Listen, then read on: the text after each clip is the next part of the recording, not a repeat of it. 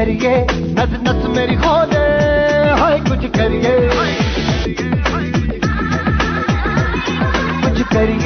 कुछ करिए, बस बस बड़ा बोले, अब कुछ करिए,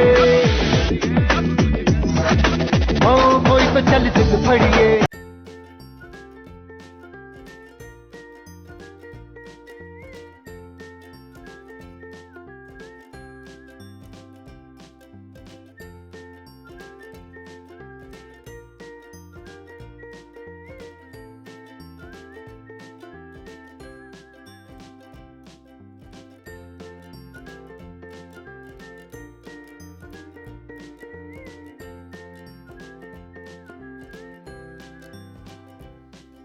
क्वेश्चन नंबर 59, एटीपी और प्रिंसिपल ऑफ मेटाबॉलिज्म।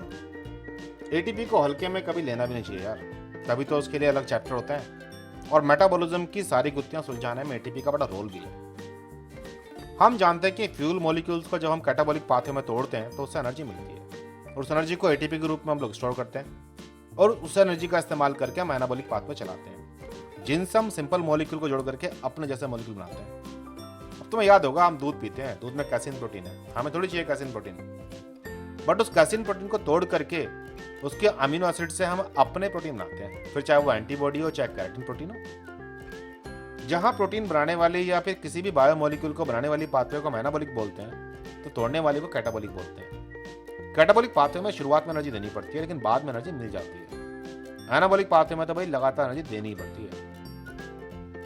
जब हम एनर्जी की बात करते हैं तो एनर्जी लाने ले जाने के लिए कोई बाल्टिया तो है नहीं। एनर्जी हाई एनर्जी इलेक्ट्रॉन्स के रूप में होती है, और उसके लिए FAD, एफएमएन, ATP, ADP, NADPH, NADH, ये इस तरह के मॉलिक्यूल इस्तेमाल होते हैं। जहां कुछ मॉलिक्यूल जैसे कि एफएडी है या फिर एनएडी की फैमिलीज हैं, ये डायरेक्ट इलेक्ट्रॉन को ले आ सकते हैं, हाई एनर्जी इलेक्ट्रॉन को। तो एटीपी, एडीपी जैसे मॉलिक्यूल हाई एनर्जी फॉस्फेट को कैरी करते हैं अपने फॉस्फो एनहाइड्राइड बॉन्ड्स में। जब बॉन्ड टूटता है तो वो एनर्जी रिलीज होती है और यूज जाती है। क्वेश्चन नंबर 1 है, total of all chemical reactions carried out by an organism, इसी को हम लोग बोलते हैं मेटाबॉलिज्म। क्वेश्चन नंबर 2 है, इनमें से कौन सा प्रोस्टेटिक ग्रुप NADH का डीहाइड्रोजनेज का है? देखिए, जब भी कभी NADH डीहाइड्रोजनेज एंजाइम की बात करोगे तो उसको प्रोस्टेटिक ग्रुप के लिए FMN चाहिए। मालूम कैसे पड़ता इस बारे में? भाई, प्रोस्टेटिक ग्रुप वो है जो प्रोटीन के साथ टाइटली बाउंड रहता है।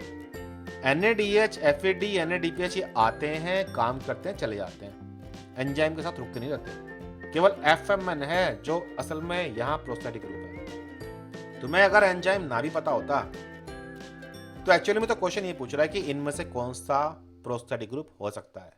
Only FMN। जब हम ATP की बात करते हैं तो हम उसके फॉस्फोरस को कभी नहीं भूलते। सबसे पहला फॉस्फोरस अल्फा, फिर दूसरा बीटा, फिर तीसरा गामा, पता नहीं कहां कहां नहीं आते ये अल्फाबेट्स। इनसे हमें हेल्प भी मिलती है कि हम किस फॉस्फेट की बात कर रहे हैं। एनर्जी देने वाले ये मेरे 2 फॉस्फो एनाइड्राइड बॉन्ड हैं, इसलिए जब भी कभी एटीपी एडीपी में कन्वर्ट हो या एएमपी में कन्वर्ट हो, मुझे एनर्जी हमेशा मिलती है। अगर एएमपी में कन्वर्ट हुआ तो पीपीआई भी मिलता है, और पीपीआई के हार्डनेस से फर्दर मुझे और एनर्जी मिलती है। एनर्जी के लेवल काफी अच्छे हैं, और यही एनर्जी हैं जिनसे इम्पॉसिबल सी लगने वाली डेल्टा जी की पॉजिटिव रिएक्शंस भी नेगेटिव में कन्वर्ट हो जाती हैं, स्पॉन्टेनियस बन जाती हैं कपल रिएक्शंस में। ATP synthesis by chemiosmosis. भाई, केमियोऑस्मोसिस का मतलब है केमिकल और ऑस्मोसिस वाली कहानी। Electron transport chain, proton pumping, PMF का क्रिएशन, और उसी पीएमएफ से एटीपी सिंथेसिस का काम करना जो एटीपी बनाता है। और वैसे भी क्या ये सारे एंजाइम कभी एटीपी बनाने में काम आते भी हैं? Question number 4, what are the parts of ATP molecules? ATP में एडेनिन मिलता है आपको, राइबोस की शुगर मिलती है, और 3 फॉस्फेटिक ग्रुप भी मिलते हैं। NADH, NAHPH तो कुछ है नहीं, और FADH जो कि असल में FADH2 होता है, इनमें भी जो मॉलिक्यूल्स हैं उनमें ADP तो है लेकिन ATP नहीं है। और वैसे भी हम पूछ रहे हैं कि ATP के कंपोनेंट्स कौन से हैं, इसलिए आंसर नंबर 3 बेस्ट था। Energy is release from ATP when, जब उसके फॉस्फेट ग्रुप हटाए जाए। उन्हीं फॉस्फेट ग्रुप में जो एनहाइड्राइड बॉन्ड था उसे टूटने से एनर्जी मिलती है। एडेनिन बॉन्ड में एनर्जी नहीं है, फॉस्फेट ग्रुप ऐड करने का एनर्जी देनी पड़ती है। ये दोनों ऑप्शन तो सेम ही आ गए इसके अंदर भाई। एंजाइम्स कुल मिला के 6 क्लासेस के हैं, जिनमें से पहली है ऑक्सीडाइलेक्टेज, इलेक्ट्रॉन्स लेने और देने की कहानी। जिसके पास इलेक्ट्रॉन थे वो रिड्यूस था, इलेक्ट्रॉन दे दिए किसी को तो जिसे दिए हैं वो ऑक्सीडाइज था, और लेने के बाद अब वो रिड्यूस हो गया है। इलेक्ट्रॉन लेने के बाद चीजें रिड्यूस हो जाती हैं, तो जिसने इलेक्ट्रॉन छोड़े हैं ये ऑक्सीडाइज हो गया। ट्रांसफरेज में एक ग्रुप के ऊपर कहीं और ट्रांसफर कर देना किसी और मॉलिक्यूल को, इसे बोलते हैं ग्रुप ट्रांसफर्स। तो हाइड्रोलेज में पानी की हेल्प से मॉलिक्यूल को 2 हिस्सों में तोड़ देना, और लाइज में 2 मॉलिक्यूल को जोड़ देना। तो आइसोमरेज में केवल किसी फंक्शनल ग्रुप को किसी एक जगह से दूसरी जगह शिफ्ट कर देना, और लाइगेज एंजाइम जिन्हें हम सिंथेटेज भी कहते हैं, एटीपी वगैरह की हेल्प से 2 मॉलिक्यूल को जोड़ देना। लाइज और लाइगेज में ये फर्क है, लाइज में जहां एटीपी वगैरह नहीं चाहिए होता, लाइगेज में चाहिए होता है, इसलिए उनका हम लोग सिंथेटेज भी कहते हैं। Which part is a 5 carbon monosaccharide? भाई ये तो हमारे पीआईज हैं, इनऑर्गेनिक फॉस्फेट्स। ये हमारा बेस है, नाइट्रोजनस, प्यूरिन, एडेनिन। ये है जो हमारी शुगर है 5 कार्बन की, सी। अब इसमें से कौन सी रिएक्शन हो रही है? हम देख रहे हैं कि एक ग्रुप अपनी जगह से दूसरी जगह आ गया है, तो ये है आइसोमराइजेशन की रिएक्शन। ऑक्सीडेशन रिडक्शन रिएक्शंस में हमेशा जहां इलेक्ट्रॉन्स अवेलेबल हैं वो हाइड्रोजन ग्रुप में आपको दिखाई दे रहे हैं।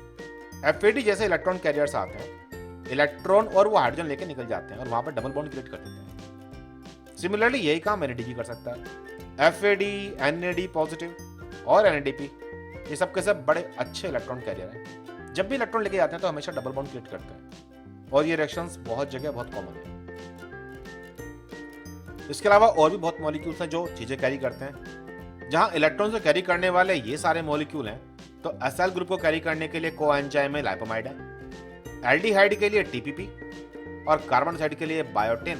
तो 1 कार्बन के यूनिट्स के लिए टेट्रा हाइड्रोफोलेट और मिथाइल के लिए सैम। ये सारी बातें याद करनी जरूरी है, एग्जाम में कभी ना कभी आती हैं। ये table one of the most important table में से एक है। यहाँ विटामिन के प्रीकर्सर भी दे रखे हैं, बस एक ही कमी है, डेजिज नहीं दे रखी। क्वेश्चन नंबर 8 है, काइनेज कौन सा एंजाइम है? ये रिमूव नहीं करता फॉस्फेट, ये ऐड करता है, और ऐड करता है एटीपी जैसी चीजों से, चाहे एटीपी हो चाहे जीटीपी हो। Use ATP to add a phosphate group to the substrate. यहाँ ये ठीक है। एनएडीएच वाली कहानी ये नहीं करता, वाटर ये रिमूव नहीं करता।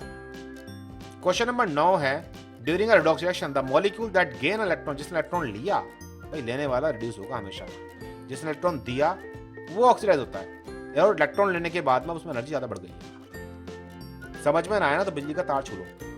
जब नंगा बिजली का तार छुओगे तो इलेक्ट्रॉन तुम्हारे शरीर के अंदर आएगा, फिर देखो तुम कैसे कुदरते हो, हाई एनर्जी स्टेट।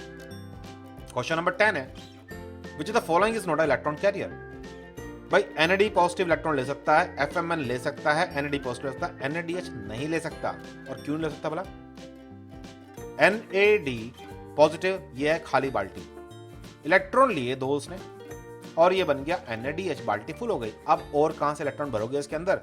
ये तो इलेक्ट्रॉन ली हुई फॉर्म है, ये इलेक्ट्रॉन ले नहीं सकते, इसलिए एनएडीएच आंसर जो इलेक्ट्रॉन नहीं ले सकता।